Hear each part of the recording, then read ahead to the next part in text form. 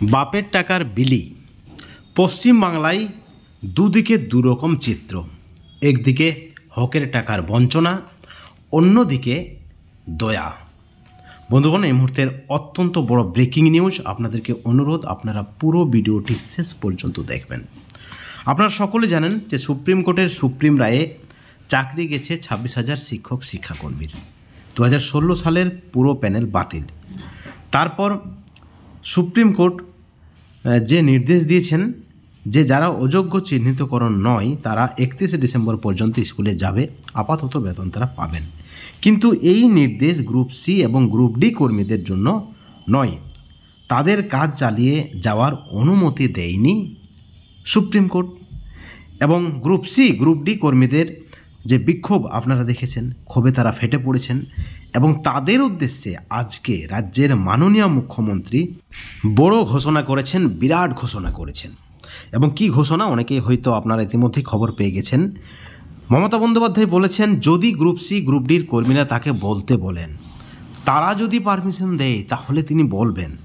Group C কর্মীদের জন্য 25,000 টাকা এবং গ্রুপ ডি কর্মীদের জন্য 20,000 টাকা দেওয়া হবে, কোনো ধরনের কোনো চাকরি ছাড়াই।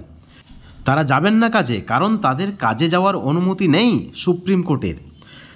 সুপ্রিম কোর্টের পর্যবেক্ষণ, শিক্ষাকর্মীদের নিয়োগে প্রচুর দুর্নীতি হয়েছে, ব্যাপক দুর্নীতি হয়েছে। অতএব তারা এক প্রকার অযোগ্যের মধ্যেই পড়ে। এবার তাদের জন্য গ্রুপ সি গ্রুপ ডি কর্মীদের জন্য রাজ্যের বড় চিন্তা ভাবনা। মুখ্যমন্ত্রী নিজের মুখে বলছেন গ্রুপ সিদের জন্য 25,000 টাকা করে মাসিক দেবেন এবং গ্রুপ ডি কর্মীদের জন্য 20,000 টাকা করে দেওয়া হবে। কিন্তু মুখ্যমন্ত্রীর প্রস্তাবের তারা রাজি হয়নি, তারা আরও বেশি চাইছেন।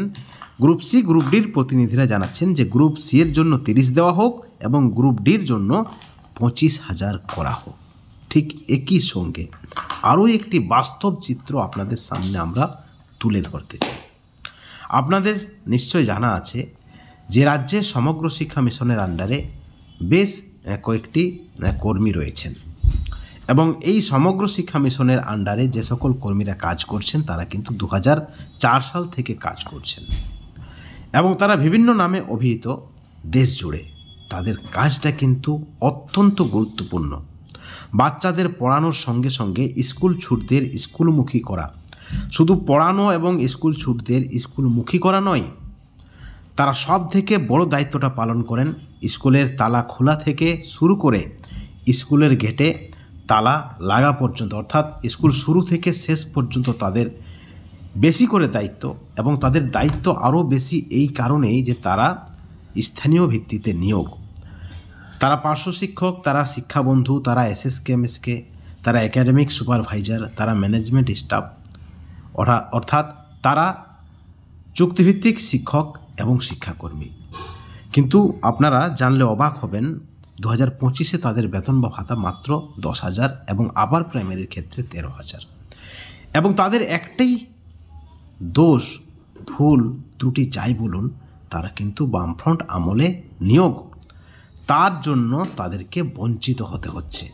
তারা বারবার মুখ্যমন্ত্রীর দপ্তরে গিয়েছেন, শিক্ষামন্ত্রীর দপ্তরে গিয়েছেন এবং এই কয়েকদিন আগে পর্যন্ত তাদের কর্মবিরতি চলছে। 26,000 শিক্ষক শিক্ষাকর্মীর চাকরি বাতিলের পর তাদের উপর কাজের প্রেসার আরও বেড়েছে। স্কুলের প্রধান শিক্ষক তাদেরকে দিয়ে বেশি বেশি কাজ করাচ্ছেন। এমতো অবস্থায় তারা প্রতিবাদের ভূমিকা নিয়েছেন, তারা বিরতির ডাক দিয়েছেন, স্কুল বয়কটের ডাক দিয়েছেন, কিন্তু বেশি দিন তারা থাকতে পারেনি। তারা বিকাশ ভবন অভিযান করেছেন, তারা মুখ্যমন্ত্রীর দপ্তরে ছুটে গিয়েছেন।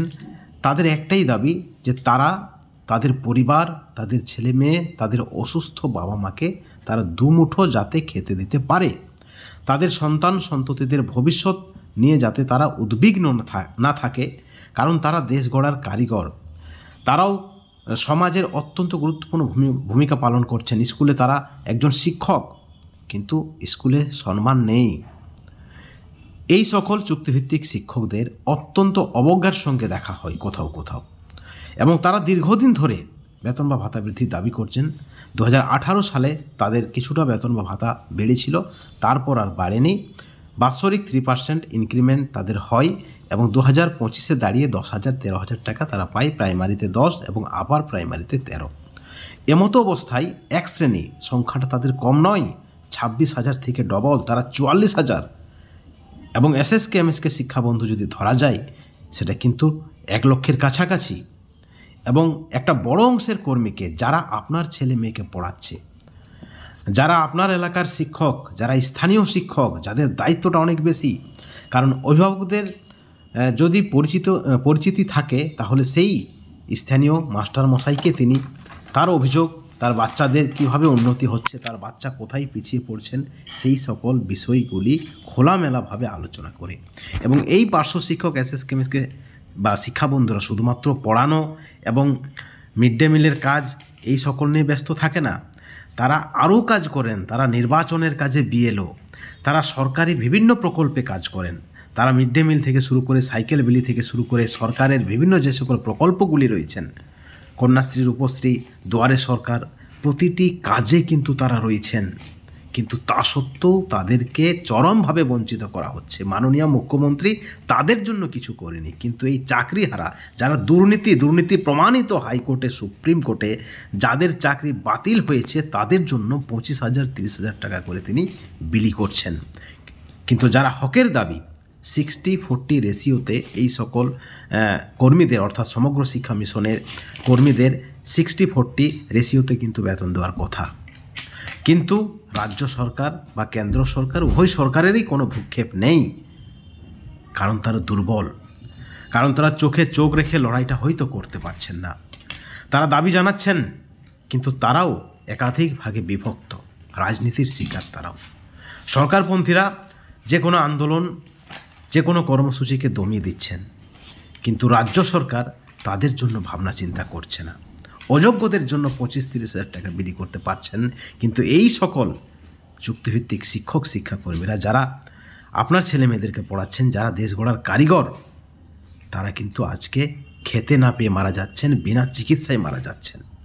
তাদের হয়ে কথা বলার লোকজন নেই, তারা বিনা চিকিৎসায় মারা যাচ্ছেন, তারা খেতে না পেয়ে মারা যাচ্ছেন। দিদির রাজ্যে দু ধরনের চিত্র, একদিকে বঞ্চনা, অপরদিকে বিলিয়ে দেওয়া। বন্ধুগণ, অত্যন্ত বড় ব্রেকিং নিউজ। এই সকল পরিবারগুলিকে বাঁচানোর দায়িত্ব কোথাও না কোথাও আপনাদেরও। আপনারা এই সকল চুক্তিভিত্তিক শিক্ষক শিক্ষাকর্মী, পার্শ্ব শিক্ষক, এসএসকেএমএসকে, একাডেমিক সুপারভাইজার সহ বিভিন্ন নামে যে সকল কর্মীরা রয়েছেন, তাদের হয়ে অবশ্যই আপনাদের মতামত আমাদের চ্যানেলের কমেন্ট সেকশনে কমেন্ট করে জানাবেন। এবং একই সঙ্গে আমাদের প্রশ্ন, মুখ্যমন্ত্রী যদি গ্রুপ সি গ্রুপ ডি কর্মীদের জন্য 20,000-25,000 টাকা অনুদান ঘোষণা করতে পারেন, তাহলে এই সকল বঞ্চিত শিক্ষক শিক্ষাকর্মীদের জন্য কেন তিনি 20,000-25,000 টাকা বেতন বৃদ্ধি বা ভাতা বৃদ্ধির ঘোষণা করবেন না? এই প্রশ্নটাও কিন্তু থাকছে। বন্ধুগণ, ভালো থাকবেন, সুস্থ থাকবেন, কিন্তু কোনো ধরনের হিংসা থেকে, দুর্নীতি থেকে দূরে থাকবেন।